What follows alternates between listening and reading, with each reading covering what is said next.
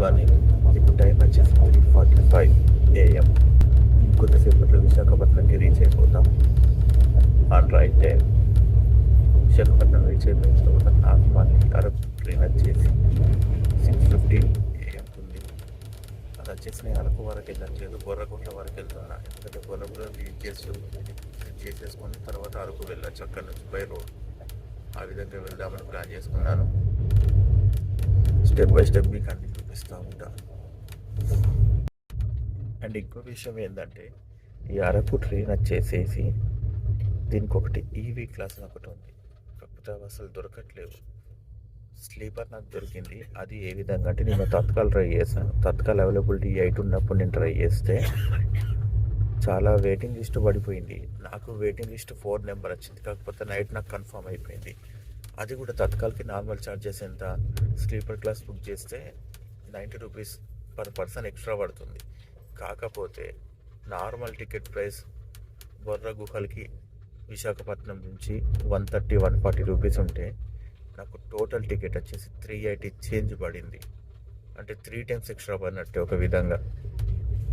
అంతెందుకు పడిందో సపరేట్గా ఈ ట్రైన్కి నాకు అర్థం అవ్వలేదు, కాకపోతే ఆ విధంగా జరిగింది. ఎవరైనా రావాలని ప్లాన్ చేసుకుంటే ఖచ్చితంగా నైట్ ఏదైనా ట్రైన్ కానీ బస్సు కానీ వచ్చేసి ఇక్కడ నుంచి ట్రైన్ తీసుకునే విధంగా చూసుకోండి. It's better. Hello guys, Visakhapatnam reach అయిపోయాను. ఇదంతా విశాఖపట్నం స్టేషన్ ఏరియాలో ఉన్నాను ఇప్పుడు. మనము ఇది ఎక్కడుందో వెయిటింగ్ హాల్ చూసి కాసేపు జనరల్ ఫ్రెషప్ అయిపోదాం, చూద్దాం. రైల్వే స్టేషన్ వ్యూ వచ్చేసి ఈ విధంగా ఉందండి. బయట విశాఖపట్నం చాలా క్లౌడీగా ఉంది. ఇప్పుడు మీకు చూపించబోతున్నా. అక్కడి నుంచి మొదలు పెడితే ఇదంతా రైల్వే స్టేషనే అండి. ఆ బార్డర్ దాకా గేట్ 3 వరకు చూడండి. ఒక్కసారి క్లౌడ్స్ ఎలా ఉన్నాయో, మబ్బు మొత్తం. చలి మాత్రం లేదు కానీ ఈ విధంగా ఉంది బయట వాతావరణం. చలి మాత్రం లేదు. నేను స్వెటర్ తెచ్చుకున్నా కానీ స్వెటర్ వచ్చేసి అట్లా ఒంటికి వేసుకున్నా అంతే, భుజాలకు వేసుకున్నా అంతే, వేసుకోలేదు పూర్తిగా. ఇప్పుడు వచ్చేసి మన ట్రైను 6:45కి ఉందండి. ఎక్కడన్నా మంచి బ్రేక్ఫాస్ట్ దొరికితే చేసి వెళ్దామని చెప్పి అనుకుంటున్నా కానీ ఇక్కడ దగ్గరలో బ్రేక్ఫాస్ట్ సెంటర్స్ ఎక్కడ లేవు. సో ఫస్ట్ ప్లాట్ఫామ్ మీద ఒకటి ఉన్నదని చెప్పి తెలిసింది, అక్కడే తింటాను కావచ్చు మేబీ. ఎలా అనిపిస్తున్నాయి నా వ్లాగ్స్ అసలు? పెసరెట్ తీసుకున్నాం, మరి ఎట్లుంటుందో చూడాలి. ఏరియా అయితే మంచిగా ఉంది అబ్బా చూడడానికి. చూడండి స్టార్ట్ చేస్తాం.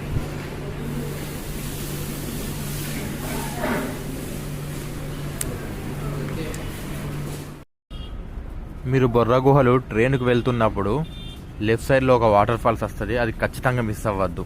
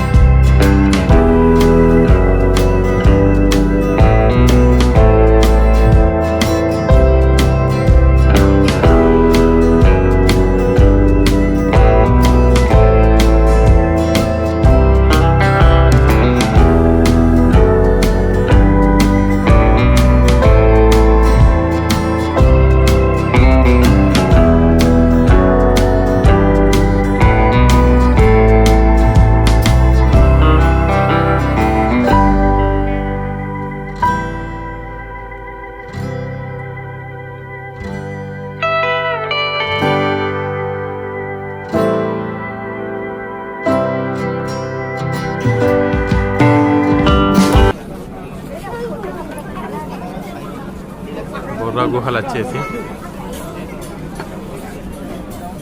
ఇప్పుడు బయటకు వెళ్ళిపోదాం.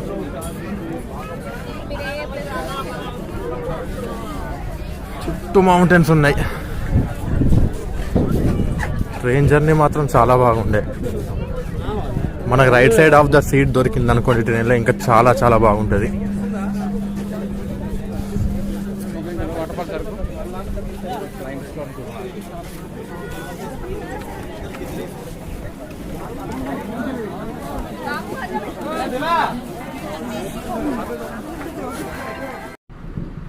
మీకు ఒక విషయం చెప్పాలి, ఇప్పుడు ట్రైన్ ఏ రూట్లో వచ్చిందో ఆ రూట్లోనే బ్యాక్ సైడు ఒక 200-300 మీటర్స్ నడుచుకుంటూ వెళ్తే సీదా వచ్చేస్తుందండి బొర్రా కేవ్స్. బ్యాగ్స్ వచ్చేసి లోపలికి అలో చేయట్లేదండి. బ్యాగ్స్ వచ్చేసి మనం బొర్రా గుహలోకి వెళ్ళేటప్పుడు ఈ రైట్ సైడ్లో ఒకటి ఉంది, ఇక్కడ వెయిటింగ్ హాల్ విశ్రాంతి భవనం అని చెప్పి ఇక్కడ అలో చేస్తున్నారు. ఇప్పుడు మనం లోపలికి వెళ్తున్నాం ప్రజెంట్ అయితే. Year it is the Borra గుహలు ఎంట్రన్స్. పెద్దలకు వచ్చేసి 80 రూపాయలు, పిల్లలకి వచ్చేసి 60 రూపాయలు. వన్ టికెట్ తీసుకుందాం. ఇక్కడ టికెట్ తీసుకుని ఇంకో పక్కకి బొర్రా గుహలు ఎంట్రన్స్ ఉంది.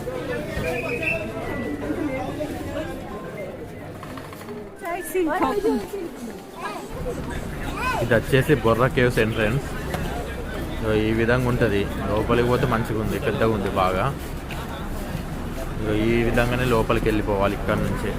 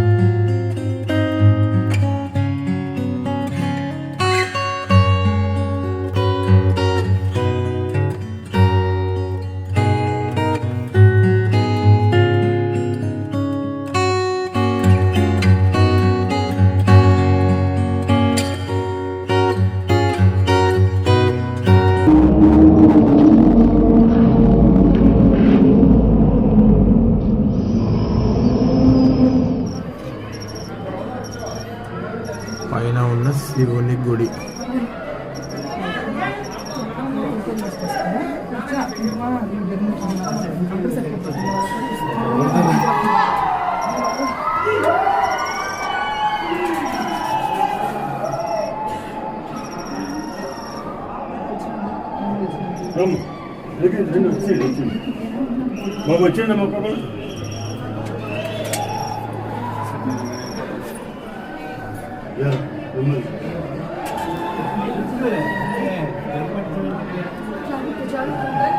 ఇది లైక్ ఇది లింగం.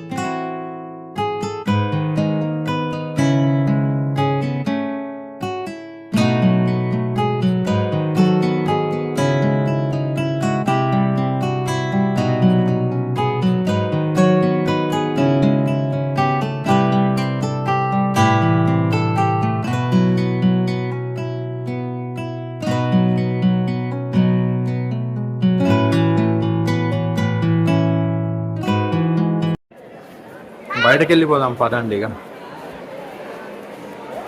హోటల్కి వచ్చి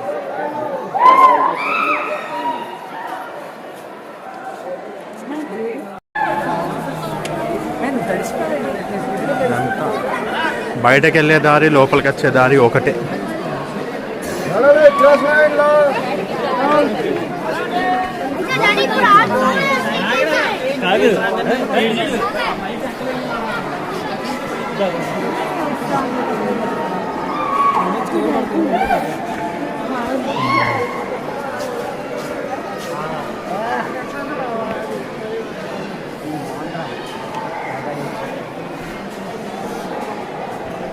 వచ్చేసాం పూర్తిగా బయటకి.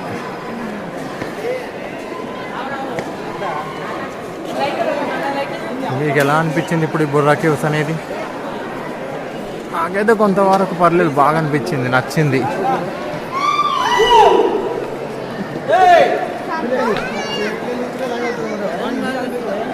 అరకు ఎవరైనా ప్లాన్ చేసుకున్న వాళ్ళు ఉంటే ఫస్ట్ వచ్చేసి బొర్రా కేవ్స్కి వచ్చేసి అరకు వెళ్ళండి, బెస్ట్ ఉంటుంది ఎప్పుడైనా.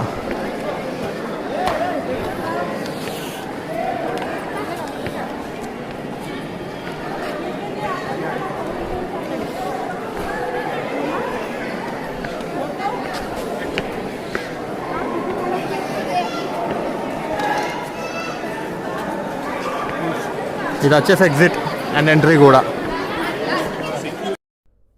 అరకు ఏరియాకి వచ్చిన వాళ్ళు ఖచ్చితంగా బ్యాంబో బిర్యానీ కానీ బ్యాంబో చికెన్ కానీ ఖచ్చితంగా తింటారు. నేను బ్యాంబో చికెన్ తినలేదు కానీ బ్యాంబో బిర్యానీ తిన్నాను. ఒకవేళ మీరు ముగ్గురు ఉన్నట్టయితే ఖచ్చితంగా ఒకటి తీసుకోండి. 500 రూపాయలు తీసుకున్నాడు, ముగ్గురికి ఇట్స్ ఎనఫ్.